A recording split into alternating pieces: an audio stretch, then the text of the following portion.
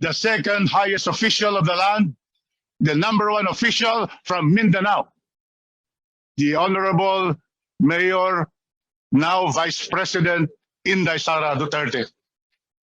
First, let me remind everyone in this room that there is a mandate from the Constitution.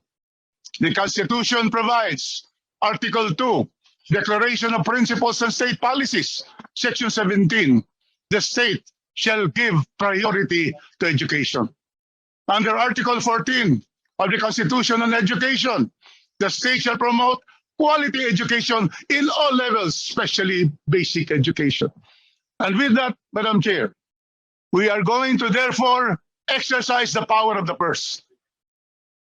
What was proposed by the Vice President for DepEd was exactly 86.4 billion for 2023.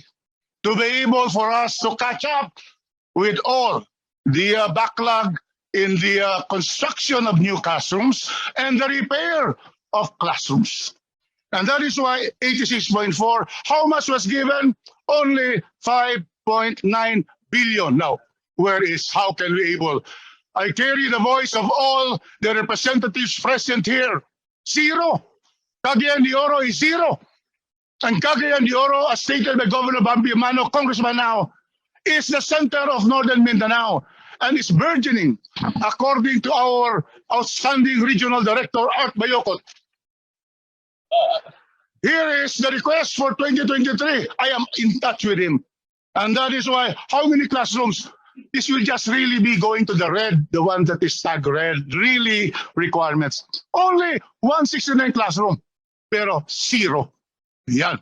So therefore, Madam Chair, I move that we approve the budget of the Department of Education headed by Vice President Inday Sara Duterte of 709.7 plus we all move that we restore the 86 billion to be able to ask. There can be no way. We cannot be under the mango trees. We have to have the classrooms. That is the first requirement, to have education, quality education to all levels. And that is why I move, Madam Chair, 86.4 billion. So minus 5.9, that is about 81 billion. Restore it so that all the congressmen with their request per district will also be accommodated because we need them. That is one. Secondly, we have only 1.5 billion for repairs, especially our friends in those that were hit by the different typhoons and earthquakes of our country. And that is why we only got 1.5 billion. It should be restored to the request of 7.6 billion for repairs. And that means that we have to return 6 billion. So therefore, only a total of 87 billion. With that, Madam Chair, we are able to make sure that we fight this out. Otherwise, if we are delayed, next year will be more delayed, 2024 up to 2028. And that is why I move for that, Madam Chair. Plus, the last motion is not inclusive of the motion to increase the budget using the power of the purse with our dear Speaker being present, who is going to make sure that Congress exercises the power of the purse. Mr. Chairman and Honorable Speaker, we have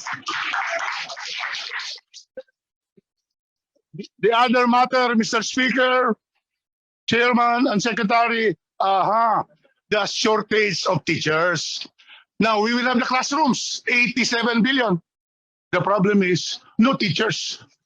That is why in Cagayan de Oro, under the standing leadership of Superintendent Sherime Limbaco, we have number of teacher shortage, 287, not much, but if you compute with all of us, there is a shortage in all districts, Mr. Speaker. And that is why I move that we restore the budget for additional teachers, not only 10,000 teachers.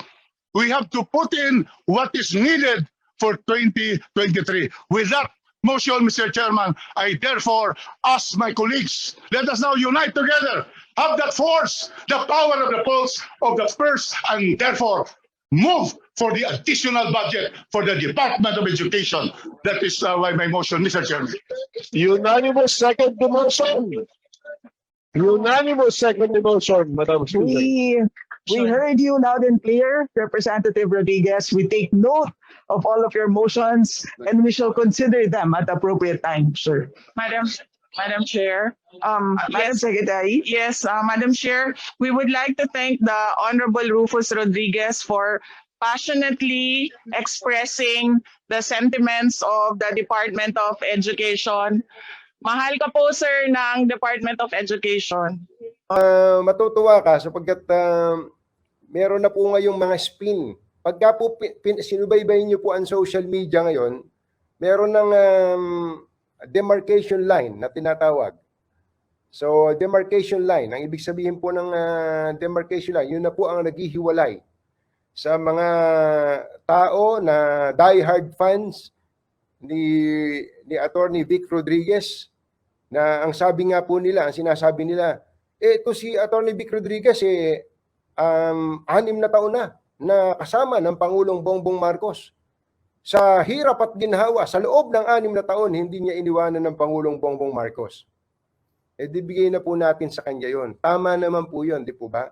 Mula po nung Vice Presidential Campaign, hanggang sa sila po ay hindi pinalad, hanggang doon sa protesta sa Korte Suprema, hindi po naman talaga niya iniwanan si Pangulong Bongbong Marcos, and we admire Attorney Vic Rodriguez for that. Ano po? We admire him for that. Di ba? Mahirap kaya nun. But of course, nakakapag-practice pa rin naman ng abogasya si Attorney Vic Rodriguez. Gusto niya, papakita ko sa inyo kung ano yung isa sa mga kasong hinawakan niya. Attorney Vic, naaalala niyo po ba yung mga Israeli? Naku, saka ako na sasabihin. Sa ibang pagkakataon na lang, Attorney Vic, baka po sabihin niyo naman pinapaalala ko pa eh. Saka na lang. So, ang ibig sabihin, while he stayed with the President during the time na medyo malungkot ang Pangulo dahil hindi nga pinalad noong 2016 hanggang sa hindi rin pala rin sa protesta sa Korte Suprema, tuloy din naman yung kanyang trabaho. But again, let us give that to Attorney Vic Rodriguez. Mabuti po yung ginawa niya na yon. Pero ang tanong po natin, ang ibig sabihin po ba nun, pagka po kasama niya ang Pangulong Bongbong Marcos noong pa at hanggang ngayon, hindi niya iniwanan ng Pangulo, pwede na po siyang mga abuso sa kapangyarihan?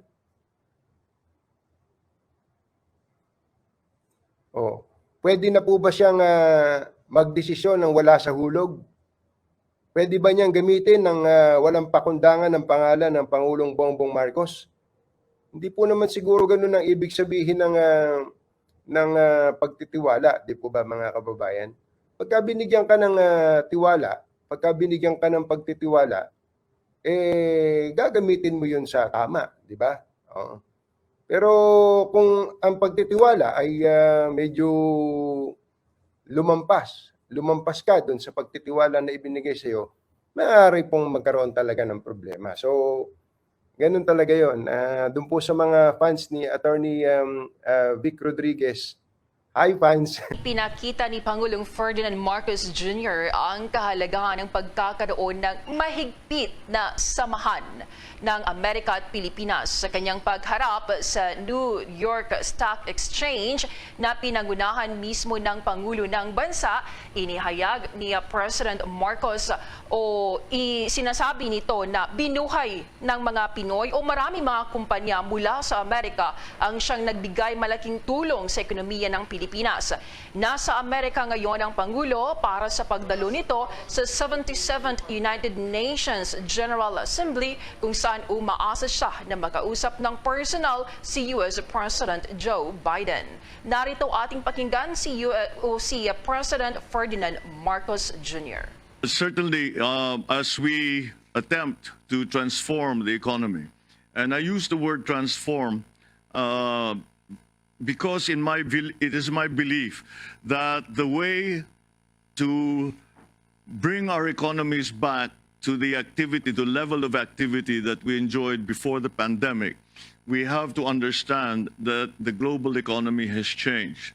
And we have to position ourselves, certainly, to be able to take advantage of those changes, to have a head start in the new economy that we are still, as of now, starting to form globally. And a large part of that will be foreign investment in the Philippines. And when I speak of foreign investment, I speak especially of capital-intensive investment. Because although we have our GDP, if we look at our GDP figures, a great deal of the contribution to GDP has been in our service sector. And therefore, we think that it is manufacturing, the area of manufacturing where we can still do a better job. And this is one way, the foreign direct investment, capital-intensive investment is also something that we are going to actually need for us to be able to achieve the targets that we have set for our economy, have set for our country. When I'm asked, why do you have such a bright view of the future? And my answer is always that there are 110 million Filipinos that are working towards the same goal. And that, I still believe, is our workforce is still our greatest asset. And it is something that we have seen succeed first of all, with our overseas Filipino workers, but also in the development of the more sophisticated businesses that have come to the country. And highly technical, highly requiring technical proficiency, requiring good training in schools. We will still continue to try and improve the education system in terms of the technical side, the technical side of our workforce's training, and as we know, because that is becoming more and more important in the world. But the young people in the Philippines also, I suppose there is a form of institutional memory. And we still look to the United States as our partners. When we are in crisis, we look to the United States. We look to the relationship that has been forged over the many years. And I have to say that the reason that we have done that is that, for the most part, we can say that the United States has not failed us. Inyong napakinggan si President Ferdinand Bongbong Marcos Jr. Samantala sa kaugnay pa ring balita, labis naman at lubos na nagpasalamat daw ang Pangulong Marcos Jr. sa mga overseas Filipino workers doon sa Amerika, kaugnay pa rin sa all-time high na dollar remittances na ipinabot naman sa Pilipinas lalo itong nakalipas na taong 2021. Ayon sa record nga ng gobyerno ng Pilipinas, umaabot sa 34.8 billion US dollars ang remittances nitong nakalipas na taon. Sa kanyang pagharap din sa Filipino community doon sa New Jersey, inihayag ng Pangulo na malaki talagang nagawa na naging padala ng mga OFW sa gitna na rin ng pagbagsak ng ekonomiya ng maraming bansa sa iba't ibang dako ng mundo dulot pa rin ng COVID-19. Aniya, ayon sa Pangulo, binuhay ng mga Pinoy na nagtatrabaho sa abroad ang ekonomiya ng bansa kaya't ipinagmamalakian niya ang OFW. Sa panig naman ng mga overseas Filipino workers ay nagpahayag sila ng kagalakan sa naging talumpati ng Pangulong Marcos sabay ng pagsuporta din sa liderato nito sa susunod na higit naman na 5 taong natitira. Kinikilala ni Pangulong Ferdinand Bongbong Marcos Jr. na isa sa maituturing na greatest asset ng ating bansa sa matatag na ekonomiya ang mismong workforce. Sa pagdalo sa New York Stock Exchange Economic Forum sa Estados Unidos, sinabi ng Pangulo na patunay dito ang tagumpay ng mga overseas Filipino workers, OFWs, at ang mga development ng mas sopistikadong negosyo na pumapasok sa bansa. Ayon sa punong ehekutibo, patuloy na nagsisikap ang bansa para sa pagpapaunlad ng education system lalo na sa teknikal na aspeto nito. Naniniwala kasi ang presidente na ang talino ng mga kabataang Pinoy ang magbubukas pa ng mas malaking oportunidad para sa mas mabilis na pag-asenso. Binigyan din ng Pangulo na ang Pilipinas ang youngest country in Asia, sa ngayon kung kaya't nakakalamang ito pagdating sa population dividend. Inihayag naman ni Pangulong Marcos na kailangan na patuloy na mamuhunan sa mga kabataan at patuloy na sanayin, upang maging competitive sa anumang bahagi ng mundo at higit sa lahat sa Pilipinas kasama ang mga partners at mga kaalyado ng bansa. Sa mga nakaraang biyahe ng presidente, malaking investment pledges na ang naiuwi ng presidente at inaasahang madaragdagan pa ito ngayong siya naman ay nasa Estados Unidos.